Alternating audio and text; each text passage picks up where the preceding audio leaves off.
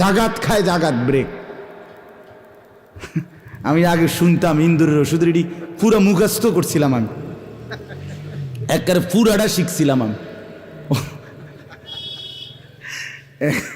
মাদ্রাসায় ছাত্ররা আমারে কইতো, দোস্ত কস না তুই একটু এডি, তা আমি এডি কইতাম। লাইনে খায়, সিরিয়ালে মরে, লাফাইয়া খায়, দফাইয়া মরে। আরে কপাল, তখন তো ছাত্র ছিলাম।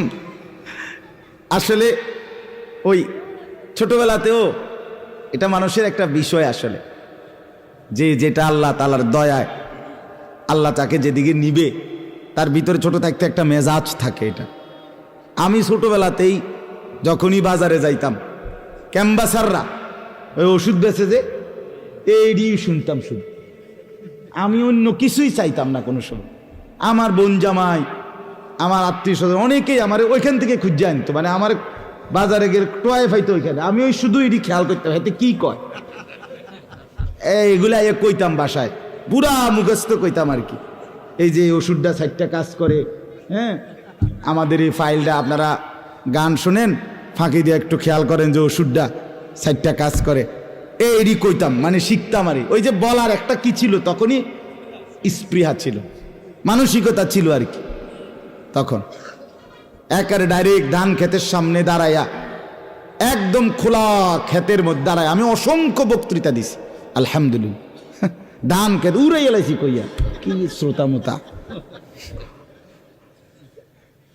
ক্লাস 4-এ যখন পড়ি, 4র্থ শ্রেণীতে, টুমচর মাদ্রাসায়, ফজরের আগে, ফজরেরও আধা ঘন্টা 1 ঘন্টা আগে মাদ্রাসায় প্রতিযোগিতা, কোরবানির শিক্ষা ও তাৎপর্যের উপরে বক্তৃতা দিমু। এই শিখছি ফজরের আগে উঠা 1 ঘন্টা ধরে এই বক্তৃতা, শুধু হাতলাইরা এই সেই কইতাম। আমার লজিং থাকতাম, তো লজিংয়ের মহিলা, লজিং মাস্টার বেডির জামাই রে ঠেললে উঠাইছে, আগো হুজুর হুজুর আলগা ধরছে আমরা হুজুর। আমার সেই লজিং মহিলা আজও আছে, লজিং মাস্টারও আছে, আমি ওনার বাড়িতে অনেকবার গেছি। আর পরেও তো ও বেড়া থাপায় তাড়াতাড়ি আইয়া আমার আঞ্জা করে ধরে, কি তো হয়েছে বাজি তোমার, কি? আমি না কিচ্ছু না, আমার প্রতিযোগিতা।